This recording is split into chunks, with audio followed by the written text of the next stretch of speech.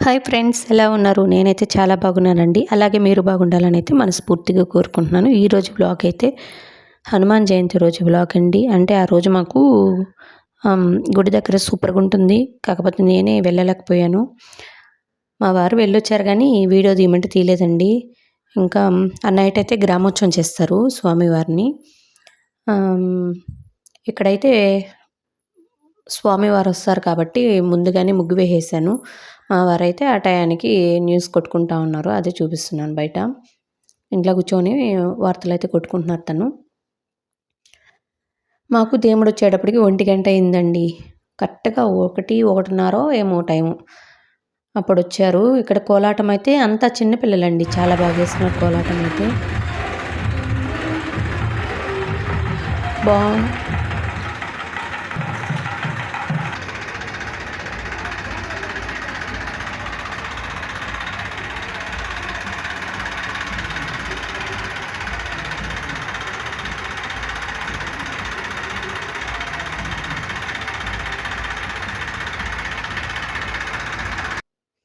అక్కడైతే నేను మా ముందింటి వాళ్ళు నైవేద్యం ఇస్తుంటే షూట్ చేశాననమాట.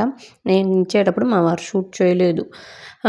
నేనైతే దేవుడిని మనస్ఫూర్తిగా కోరుకున్నానండి. నా ఛానల్ సక్సెస్ అవ్వాలని. అన్ని దేవుళ్ళకి మొక్కుతున్నాను.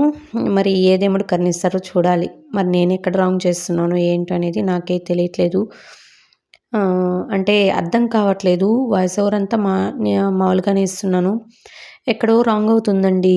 వ్యూస్ ఎక్కువ రావట్లేదు. కానీ వదలనండి. లాంగ్ వీడియోస్, షార్ట్ వీడియోస్ అయితే వదలను.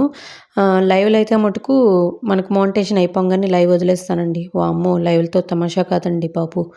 ప్రతి క్వెషన్‌కి ఆన్సర్ చేయాలి. తడబడుతున్నాను నేను. తడబడుతూ ఏదన్నా రాంగ్ చదివానంటే మా వాళ్ళు ఒప్పుకోవట్లేదు. "నీకు చదువు రాదా? నిజం చెప్పు. నువ్వు చదివావా లేదా?" అని ఆట పట్టిస్తున్నారు. ఇంకోటి వేరే కామెంట్స్ కూడా ఎక్కువొస్తున్నాయండి. అందుకని లాంగ్ వీడియో, షార్ట్ వీడియోస్ అయితే చేసుకుంటూ వెళ్తాను.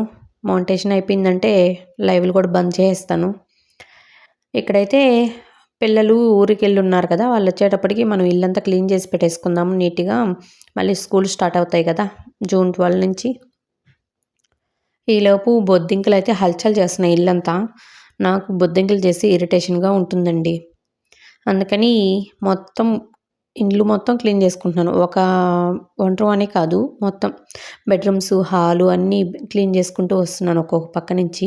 పిల్లల బుక్స్‌లు అవన్నీ నీట్‌గా తీసేసి వాళ్ళకి పనికొచ్చేటియి ఏంటి, పనికిరానాటియి ఏంటి అన్నీ సర్దుకుంటూ వస్తున్నాను.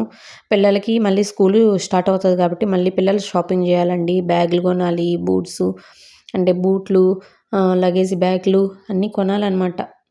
పెన్స్ అన్నీ తీసుకురావాలి. ఒకరోజు వెళ్లి షాపింగ్ చేసి రావాలి. ఎండలు విపరీతంగా ఉన్నాయండి మా ఊరు సైడు, నెల్లూరు సైడు. అందుకని బయటికెళ్ళలేకపోతున్నాను. జూను ఆ టైంలో అయితే కొంచెం వానలేమన్నా పడతాయేమో చూద్దాము. చల్లారుతుంది గదా! అంటే భూమి వాతావరణం అంతా చల్లారుతుంది గదా! మరి 6 గంటలకే ఎండొచ్చేసిందండి బాబు. అస్సలు బయటికెళ్ళలేకపోతున్నాం. విపరీతంగా ఉంటున్నాయి నిన్నటి నుంచి అయితే మరి ఎండలు.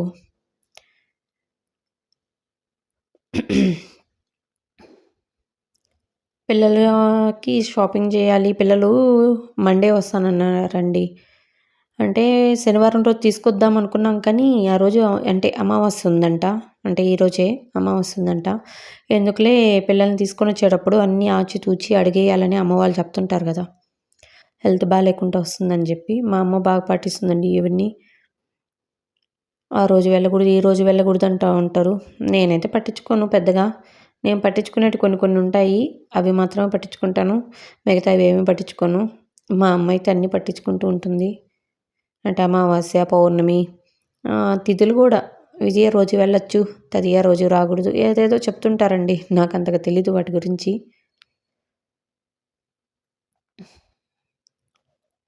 వంట రూమ్‌లో అయితే తెలియకుండానే దుమ్ము పట్టేస్తుందండి. కబోర్డ్‌లు కట్టించుకుందాం అనుకున్నాం గానీ, అంటే ఇల్లు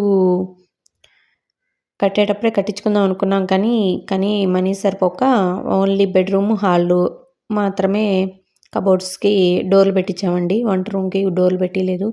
పెట్టిద్దాం అనుకున్నాం ఈ మధ్య. ఎందుకులే ఆ డబ్బులుంటే పిల్లల్ని చదివించుకోవచ్చు కదా! ఎందుకు వృధాగా డబ్బులు వేస్ట్ చేసుకోవడం. నాకు పర్లేదు, నాకు ఇలాగే కంఫర్ట్‌గా ఉంది. అని చెప్పాను మా వారితో. సరే అని చెప్పి అన్నారు. మనం అర్థం చేసుకోవాలి కదండీ వాళ్ళ ఇబ్బందులు. ఇప్పుడు అప్పు తెచ్చేసి కబోర్డ్‌లు కట్టేసుకున్న తర్వాత అవి ఎక్కడికి పోతాయండి? మనమే కదా కట్టాలా మళ్ళీ. మళ్ళీ వాటిని కట్టేటప్పుడు ఇబ్బందవుతుంది కదా! ఇల్లు ఎంతైనా తింటుందండి. అంటే డబ్బులు మింగేస్తుంది. ఇల్లుకి మనకు తర్వాత మనకేమొస్తుందండి? ఏమి రాదు. ఇప్పుడు ఒక పొలం కొన్నామనుకోండి, మళ్ళీ తర్వాత మనకు కవులుగా అదే వడ్లు తరపునో ఏదో ఒకటి మనం పెట్టుకున్న తర్వాత మనకు మనీ అనేది వస్తుంది కదా! ఇల్లు అలా కాదు కదండీ! ఒకసారి పెట్టేసామంటే ఇంకా ఏమొస్తుంది ఇంటికి ఎక్కువ ఖర్చు పెట్టేసుకుంటే. కానీ కంఫర్ట్‌గా ఉంటుంది. కానీ పర్లేదండి. నాకిలానే కంఫర్ట్‌గా ఉంది. ఎందుకంటే మా వారిని నేను ఎక్కువ ఇబ్బంది పెట్టకూడదని అనుకుంటున్నాను. సర్దుకొని పోవాలండి. నిజంగానే చెప్తున్నాను.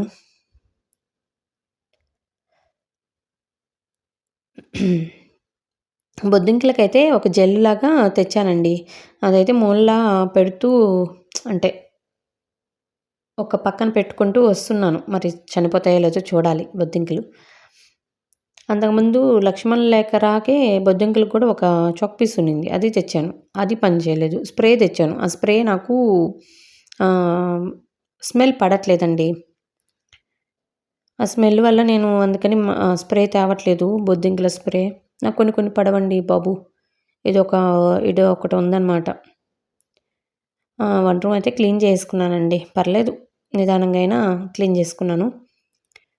అయిపోయిన తర్వాత మళ్ళీ మొత్తం ఊడ్చేస్తున్నాననమాట. తర్వాత చ పెద్ద బెడ్‌రూమ్‌లో వచ్చి బట్టల వరకే ఉంటాయిలెండి. బట్టలన్నీ మడత పెట్టేస్తున్నాను ఆల్రెడీ. నీట్‌గా సర్దేసుకున్నాను. మా పిల్లలు ఒక డ్రెస్ కనపడలేదంటే మొత్తం తీసి దొలిచేస్తారండి. కానీ మనకు మనసు ఒప్పుతుందా? మొత్తం మళ్ళీ సర్దుకుంటూ వస్తా ఉన్నాను. పిల్లలొచ్చేటప్పటికి ఇల్లంతా నీట్‌గా ఉండాలి. మండే రోజు వచ్చేస్తారండో బాబోయ్! ఇంక ఎట్లా చేయాలని కొంచెం ఆలోచిస్తున్నా. కానీ వాళ్ళుంటేనే నాకు బావుంటుందండి. వాళ్ళు లేకపోతే బాగుండదు. ఓకే అండి. బాయ్.